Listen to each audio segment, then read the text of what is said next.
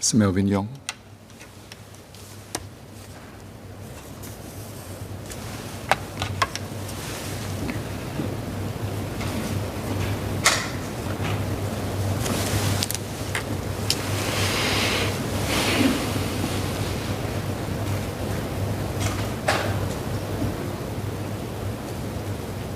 Mr. Speaker, I stand in support of the two bills, in particular the Retirement and Reemployment Amendment Bill, which seeks to increase the statutory retirement and reemployment age to 65 years and 70 years respectively by 2030.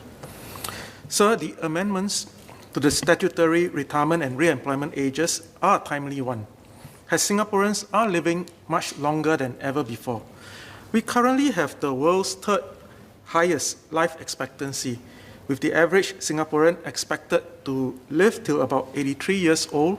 With better health care, this is projected to increase to over 85 in 2040.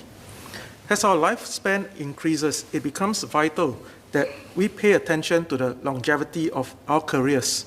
Long gone are the days when it was the norm to join a company and work in the same company for the entirety of one's career. There's a new saying, career mobility is the new career stability. And I know that many of our younger workers, particularly the PMATs, live by this axiom. But how mobile are the careers of our mature workers? Statistics and ground feedback suggest that it is much harder for mid-career and mature workers to find a new job after being displaced. Among the 34,000 job seekers who sought career coaching help from Workforce Singapore and the Employment and Employability Institute in 2020, 60% were above the age of 40 years old. Of these, 4 out of 10 were unable to find jobs within 6 months. On the ground, we hear of the deep anxieties that mature workers have if they are displaced, particularly if they are close to their retirement age. It is therefore important that we place emphasis on our late-stage career mobility when we are young. As we prepare Singaporeans for a longer career, I hope that the government's public education campaigns about retirement adequacy can go beyond financial terms, but also on how to secure fruitful and meaningful work when they reach their silver years. Mr. Speaker, I'm heartened that the government has put in place many incentive schemes to boost the employability of our seniors.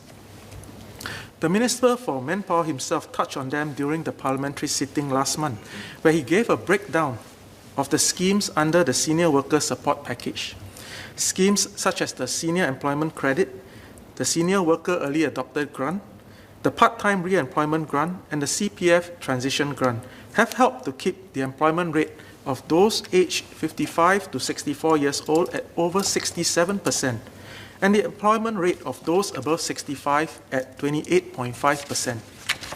While these schemes have helped Singapore to maintain relatively high levels of senior worker employment rates, the underlying assumption behind these schemes reflect the societal stereotype that we need to subsidize employers to hire mature workers. As we extend our retirement and employment and re-employment ages, combined with a rapidly aging workforce, this will not be sustainable. We should therefore strive to think of new solutions to encourage companies to view senior workers as assets and not liabilities. Perhaps we could provide corporate tax incentives to companies that significantly invest in senior workers. For example, those that actively hire and train over 30% of its workforce above the age of 55. Or perhaps we could provide co-funding for companies that wish to revamp their workspaces to be more inclusive, especially to the needs of senior workers. Having schemes that go beyond wage subsidies would encourage companies to pay serious attention to investing in their silver workforce. Mr. Speaker, as we debate the issue of retirement, it is also important to place an emphasis on retirement adequacy. According to the Mercer CFA Institute Global Pension Index, Singapore has the best retirement system in Asia and ranks 10th in the world. This reflects the strength of our CPF system, particularly the CPF Life scheme, which ensures that seniors beyond the age of 65 will receive a monthly payout no matter how long they live. However, the latest household expenditure survey conducted in 2019 found that retiree households living in public flats require more than just their CPF payouts, and most receive money from their children and family members. While CPF Life can help to close the gap in retirement adequacy, the scheme is meant to cover a basic level of costs during retirement and may not be sufficient for those who do not properly plan for their retirement needs.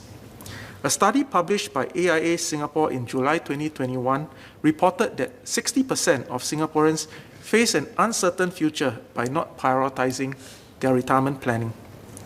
This is a worrying trend, and we certainly need to focus on improving the financial literacy of Singaporeans so that they understand the importance of building a nest egg for their silver years while they're still young.